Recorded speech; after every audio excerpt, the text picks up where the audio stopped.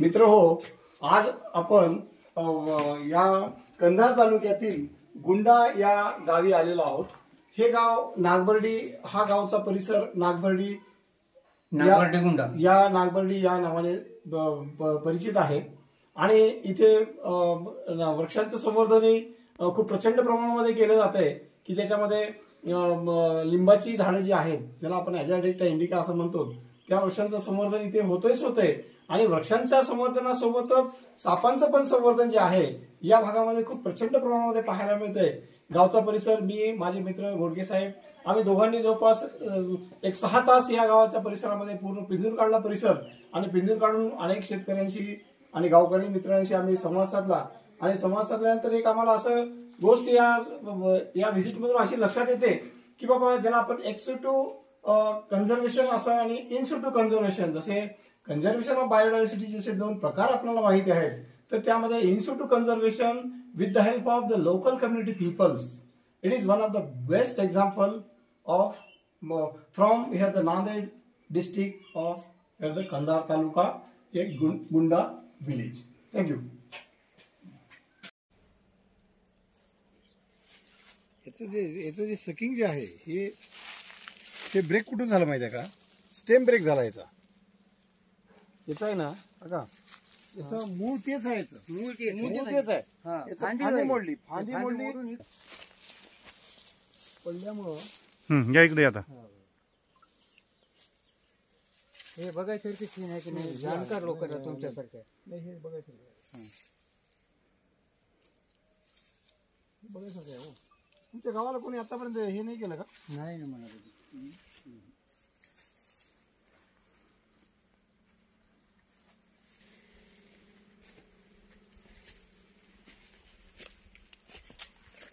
आता कुठं जाऊ म्हणाले का? कोणतं झाडाचाच घ्यायचं विचार होतो माझा, तुम्ही गडबड करा थोडस।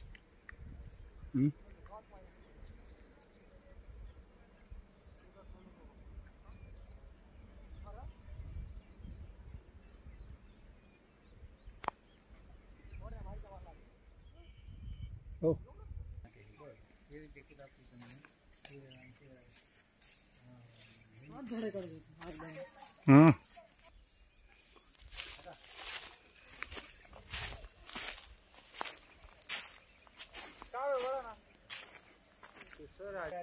नैसर्गिक वातावरण बघण्यासाठी देवस्थानच्या लिंबाची झाडाची माहिती घ्यायला। चला चला, कुठून आहे रस्ता? चला आता कसं जाऊ? रोडला रोड लई लांब पडतो, मग कसं होतं?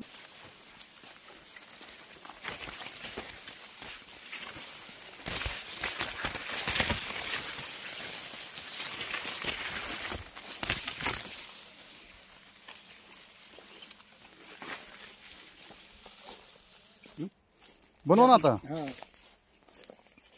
हे साप राहते याच्यात, साप राहतात, मग साप आहे ते आलेले राहतात समजा। हे वारूळ आता नवीन आहे, मुंग्याने केलेलं असतं। नमस्कार मित्रो, आज आपण आनंदा शिंदे यांच्या शेतीच्या परिसरामध्ये आपण आहोत आणि या शेतीच्या परिसरामध्ये या गावाचं वैशिष्ट्य आपण जर पाहिलं तर हा नागबर्डी परिसरामध्ये असलेलं दुंडा नावाचं हे गाव आहे। आणि ह्या गावच्या परिसरामध्ये हे जे आहे ज्याला आपण लिंब असं म्हणतो, म्हणजेच ज्याला आपण ॲझॅडिक्टा इंडिका नावाचं जे प्लांट आहे, या एकाच जातीच्या वृक्षाचं संवर्धन मागील जवळपास एक 400 ते 500 वर्षापासून या गावातील नागरिक जे आहेत, या गावातील नागरिक शेतकरी हे याचं आवर्जूनपणे संवर्धन करीत असलेले दिसते। आणि यांचं एक वैशिष्ट्य जे आहे यांच्या संवर्धनाचं की बाबा ह्या वृक्षाला हे कुठल्याच प्रकारची हानी पोहोचत नाहीत आणि त्याला म्हणजे कुठल्याच प्रकारचं त्याला ते एक ब्रांच देखील ते तोडत नाही। याच्याबद्दल थोडं विस्तृत माहिती शिंदे साहेब तुम्ही सांगा थोडंसं। मी नागबर्डी गुंडा येथील रहिवासी आनंदा शामराव शिंदे असून माझं वय कमीत कमी 63-64 वर्षे चाललेलं आहे। आणि ह्या गावचं वृक्ष संवर्धनाचं कारण म्हणजे हजारो वर्षापासून कमीत कमी 7 ते 8 पिढ्यापासून असे काही वडिलोपर्जित असं काही सांगणं आहे आणि अशा काही गोष्टी सांगण्यात येतात की बाबा इथं जे काही ह्याचं कारण काय, तर इथलं कारण म्हणजे 1-2 बहीण भाऊ राहत होते इथं हे अभ्यासाचं वेळ आहे होतं.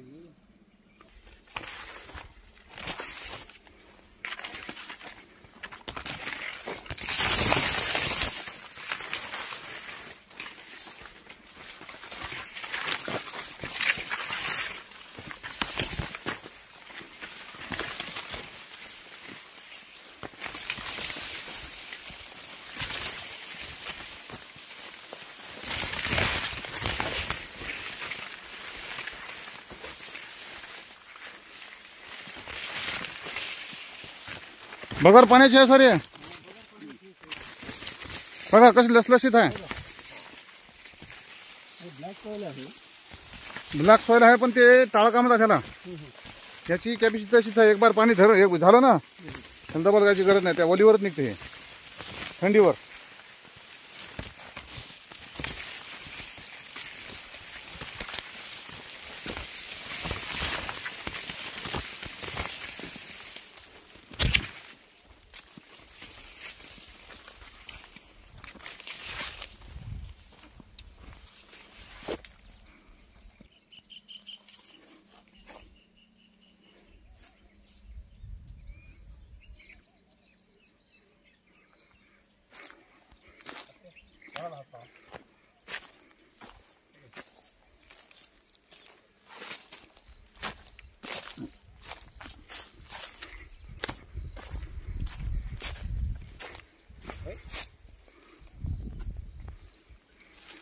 काका मला दुसरं एक असं म्हणायचंय की बाबा याच्या व्यतिरिक्त तुम्हाला आणखी काय सांगता येईल, काय वैशिष्ट्य काय आहे आणखी? जसं तुम्ही म्हणाल की बाबा हजारो वर्षांपासून तुम्ही म्हणजे पिढ्यानपिढ्यांपासून ह्या वृक्षांचं संवर्धन या तुमच्या गावच्या परिसरामध्ये होत असलेलं तुम्ही सांगितलं की बाबा मग याचा काही लोक काही वापर करतात का, जळतण म्हणून वगैरे असं काही वापर करतात का झाडांचा?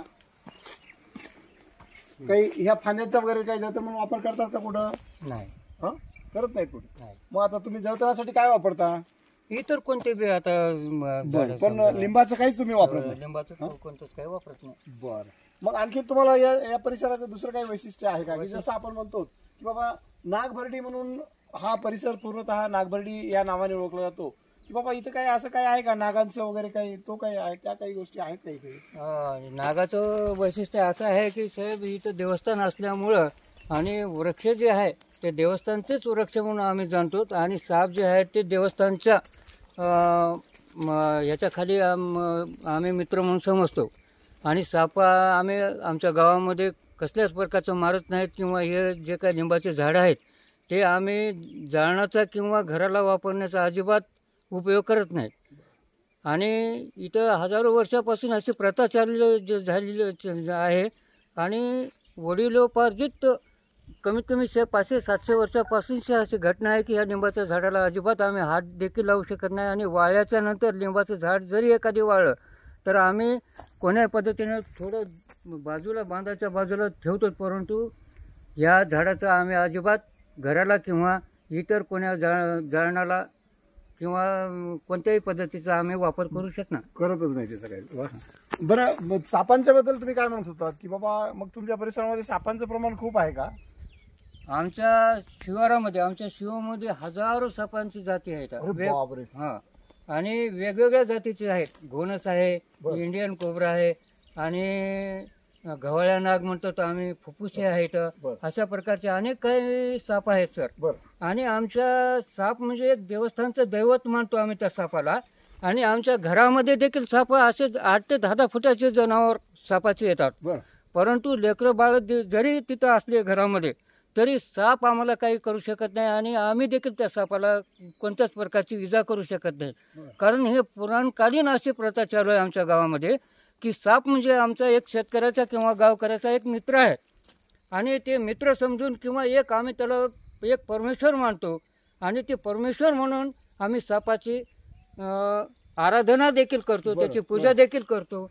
आणि त्याला आम्ही कसल्याच प्रकारची इजा हानी पोहोचत नाही. म्हणजे तुम्ही सापाला मारतच नाही? अजिबात मारत नाही. अशा काही घटना आहेत का तुमच्याकडे की बाबा साप चावला किंवा मनुष्याला वध झाला असं तर? असं अजिबात आतापर्यंत आमच्या गावामध्ये असं काही झालेलं नाही की साप चावून माणूस वारला. ही अशी घटना आणखीन अजिबात आमच्या गावामध्ये झालेली नाही. अरे वा, गुड गुड, छान, धन्यवाद.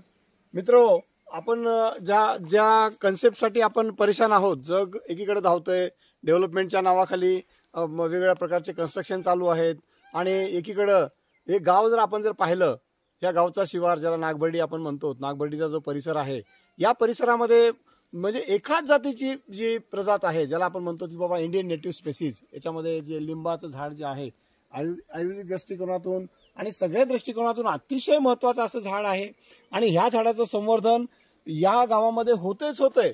परंतु ज्याला आपण साप मित्र म्हणतो, साप मित्र म्हणून या गावामध्ये असलेल्या प्रत्येक नागरिकांची जसं ते वृक्षांशी जसे समरस झालेले आहेत, तर त्याचबरोबर ते सापांशी देखील समरस झालेले आहेत. म्हणजे साप त्यांना कुठल्याही प्रकारची हानी पोहोचत नाहीत आणि गावामधला कुठलाही माणूस ह्या सापाला हानी पोहोचत नाही. आणि या पद्धतीने ते म्हणजे एक अद्भुत काय म्हणता येईल त्याला आपल्याला परिसर हा म्हणजे जगाच्या पाठीवर कुठे असेल नसेल हे आपल्याला काही आजपर्यंत याची कुठं नोंद नाही आहे. परंतु नांदेड जिल्ह्यातील कंधार तालुक्यामध्ये असलेलं हे छोटंसं गाव आणि ह्या गावामध्ये एवढी छान प्रमाणामध्ये बायोडायव्हर्सिटी मेंटेन केलेली आहे की काळाची गरज आहे. धन्यवाद. धन्यवाद सर.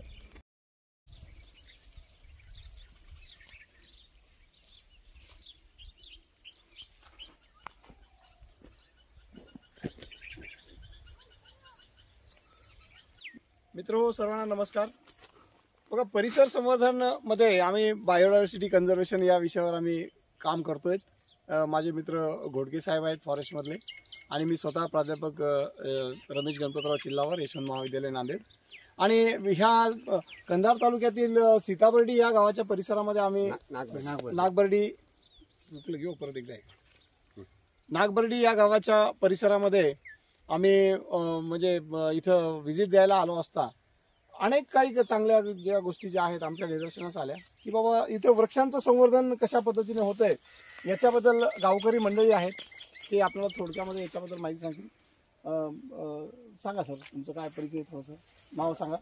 अपराव रघुनाथ शिंदे, माजी सरपंच. बरं, काय सांगता येईल तुम्हाला या झाडाच्या संवर्धनाबद्दल? पूर्वीपासून बघा, आमच्या वडिला अगोदरपासून हे वृक्ष तोडत नाहीत, जाळत नाहीत, शस्त्र लावित नाहीत. बरं. आणि ह्याच्याकडे लक्ष सुद्धा कोणी देत नाही. बरं. आणि मी एक साधारण शेतकरी म्हणून आता सध्या आहे. बरं बरं. जवळपास मला वाटते 5 पिढ्या तुमच्या गेल्या असतील गावामध्ये, तुम्हाला माहिती असलं. 5 पिढ्या नाही, हे पूर्वीपासून आता ते पिढ्या परंपरेनुसार पिढ्या चालत आलेला आहे. आणि या पद्धतीनं या गावामध्ये तुमच्या म्हणण्यानुसार की बाबा इथं लिंब या जातीचीच झाडं जी आहेत ही प्रचंड प्रमाणामध्ये गावच्या परिसरामध्ये असेल किंवा शेतीचा परिसर असेल, त्या सगळ्या परिसरामध्ये तुम्ही याला या पद्धतीनं याला प्रोटेक्शन म्हणा किंवा याला संवर्धन म्हणा हे करण्याचं गावकरी मंडळी हे सातत्याने प्रयत्नशील आहेत.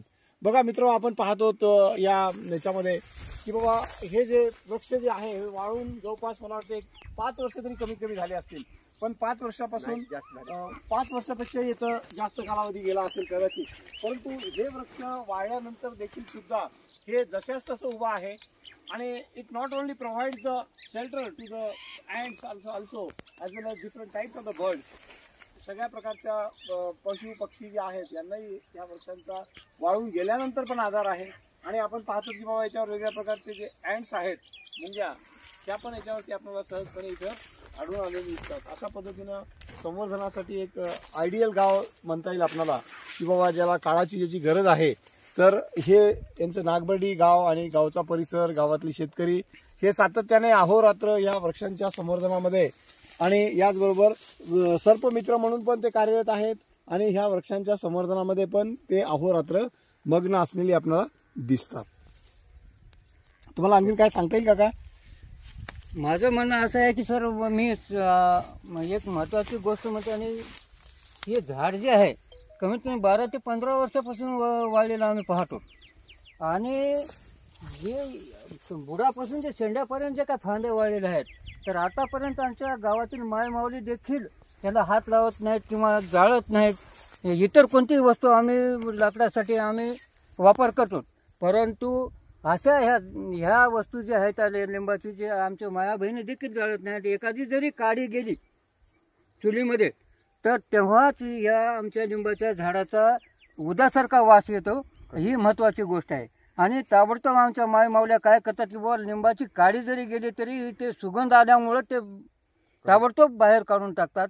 हे वैशिष्ट्य आमच्या गावामध्ये एक इतिहास आम्ही राखून ठेवलेला आहे या गावचा. धन्यवाद माहिती दिल्याबद्दल. धन्यवाद.